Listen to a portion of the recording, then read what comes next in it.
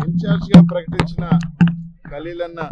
ఖలీల్ భాయ్ ఈరోజు 3వ డివిజన్ నుంచి ఈరోజు ప్రతి ఇంటికి గడపకి పోయే కార్యక్రమం ఈరోజు ప్రారంభించడం జరిగింది. మొట్టమొదటిసారిగా స్వతంత్రం వచ్చిన తర్వాత నెల్లూరు జిల్లాలో దాదాపు నగరంలో కానీ రూరల్లో కానీ అనేక ప్రాంతాల్లో నగరానికైతే 40,000 పైగా 45,000 పైగా ముస్లిం సోదరులు ఉన్నారు. రూరల్లో ఒక 50,000 పైగా ముస్లిం సోదరులు ఉన్నారు. వైఎస్ఆర్ కాంగ్రెస్ పార్టీకి జగన్మోహన్ రెడ్డి గారికి వెన్నుదన్నుగా జగన్మోహన్ రెడ్డి గారి విజయంలో కీలక భాగం వహిస్తూ మైనారిటీ సోదరులు నెల్లూరు జిల్లా నుంచి ఎన్నో సంవత్సరాల నుంచి మాకు కూడా ప్రాతినిధ్యం ఉంటే బాగుంటుందని చెప్పి అనేక సార్లు అడిగారు. గతంలో మేయర్ని చేసినా కూడా వైఎస్ఆర్ కాంగ్రెస్ పార్టీ చేసింది.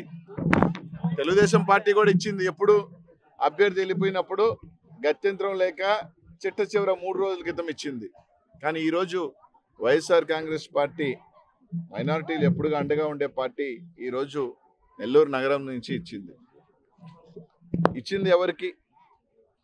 జగన్మోహన్ రెడ్డి గారు పార్టీ పెట్టినప్పటి నుంచి కూడా అండగా ఉన్న ఒక సామాన్య కార్యకర్త, 2 సార్లు కార్పొరేటర్గా డిప్యూటీ మేయర్ అయిన ఖలీల్ భాయ్కి. ఆర్థికంగా 1000 కోట్లు ఉండకపోవచ్చు, కానీ 2014లో 4 కార్పొరేటర్లు నెల్లూరు నగరం నుంచి ముస్లిం సోదరులు గెలిస్తే 3 కార్పొరేటర్లు ఆ రోజు గెలిచిన తర్వాత తెలుగుదేశం పార్టీకి వెళ్ళిపోయారు. కానీ ఆర్థికంగా పేదవాడైనా కూడా ఆ రోజుల్లో 70-80 లక్షలు, ఈ రోజు అభ్యర్థిగా ఉన్న ఆయన, ఆ రోజు మంత్రిగా ఉన్న నారాయణ గారు 70-80 లక్షలు ఎర చూపిన వైఎస్ఆర్ కాంగ్రెస్ పార్టీకి జగన్మోహన్ రెడ్డి గారికి నిలిచిన ఏకైక ముస్లిం కార్పొరేటర్ ఆ రోజు ఖలీల్ భాయ్. అట్లాంటిది 2వ సారి కార్పొరేటర్ అయ్యాడు. జగన్మోహన్ రెడ్డి గారి ఆశీస్సులతో డిప్యూటీ మేయర్ అయ్యాడు. ఈరోజు అట్లాంటి ఒక సామాన్య కార్యకర్త అందరు కార్పొరేటర్లతో కలిసిమెలిసి ప్రతి కార్యకర్తకి కూడా తెలిసిన వ్యక్తి, ప్రతి కార్యకర్తకి కూడా కలిసిన వ్యక్తిని నెల్లూరు నగరానికి అభ్యర్థన చేస్తే వైఎస్ఆర్ కాంగ్రెస్ పార్టీ జగన్మోహన్ రెడ్డి గారిని అభిమానించే వాళ్ళు ఎవరైనా కానీ సంతోషించి, ఎవరే పార్టీ కోసం కష్టపడ్డాడు, పార్టీ కోసం నిలబడ్డ వ్యక్తిని జగన్మోహన్ రెడ్డి గారు అభ్యర్థిగా ఇచ్చి పంపించాడు.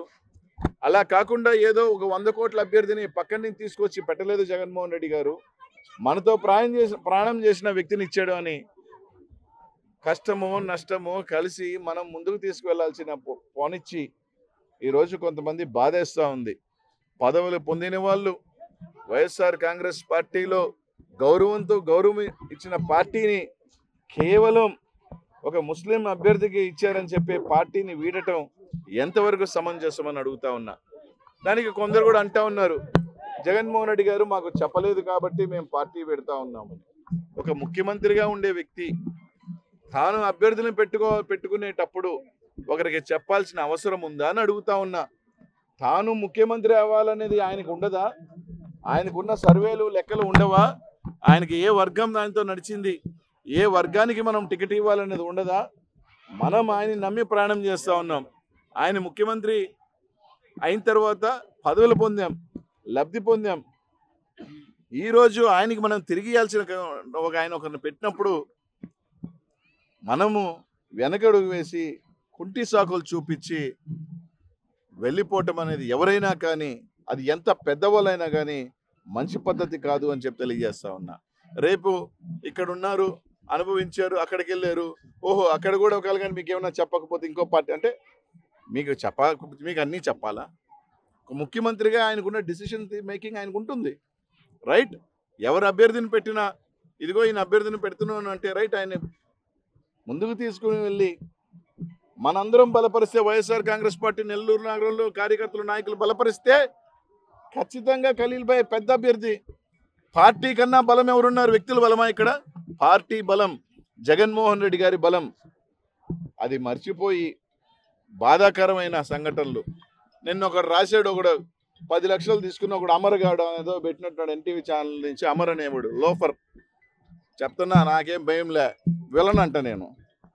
ఒరే పార్టీకి నమ్ముకొని ఈరోజు జగన్ ఇక్కడి నుంచి మనసరావుపేట బొమ్మంటే పోయినాడు విలనా? జగన్మోహన్ రెడ్డి గారు ఒక నిర్ణయం తీసుకుంటే పార్టీ వదిలేసిన వాళ్ళు విలన్లా? ఓహో నేను విలనా, వాళ్ళు హీరోలా? సరే ఎవరేమన్నప్పటికీ నాకేం బాధ లేదు, నాకేం కొత్త కాదు. కొంతమంది నేను మొన్నే చెప్పాను, నేను నెల్లూరు నుంచి ప్రెస్ వాళ్ళకి, దయచేసి ఇప్పుడైనా వెళ్తున్నాను రా నాయన, ఎందుకురా నాయన అంటే డబ్బులు తీసుకొని ఏదో రాతలు రాయటం.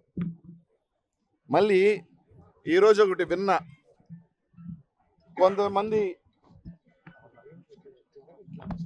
బచ్చా నాయకులు ఉన్నారు తెలుగుదేశం పార్టీలో, కాలిర్ర కొట్టుకున్న వాళ్ళు, పసిబిడ్డలు కాలిర్ర కొట్టేస్తే మూతి మీద మీసాలు తిప్పుతున్న కాలిర్ర కొట్టేసి ఇంట్లో పడుకున్న వాళ్ళు కొంతమంది వైఎస్ఆర్ కాంగ్రెస్ పార్టీ కార్యకర్తలకు ఫోన్ చేసి, అనిల్ లేడు, నర్సరావుపేట వెళ్ళిపోయాడు, ఇంకా మిమ్మల్ని ఎవరు కాపాడుతారు, ఇక్కడ వచ్చేది తెలుగుదేశం పార్టీయే, చంద్రబాబు నాయుడు గారు మాకే చెప్పాడు వైఎస్ఆర్ కాంగ్రెస్ పార్టీ వాళ్ళ సంగతి చూడమని ఎదుగొస్తే మిమ్మల్ని ఎవరు కాపాడుతారు, మిమ్మల్ని ఎవరితో సంగతి చూస్తానన్నారు.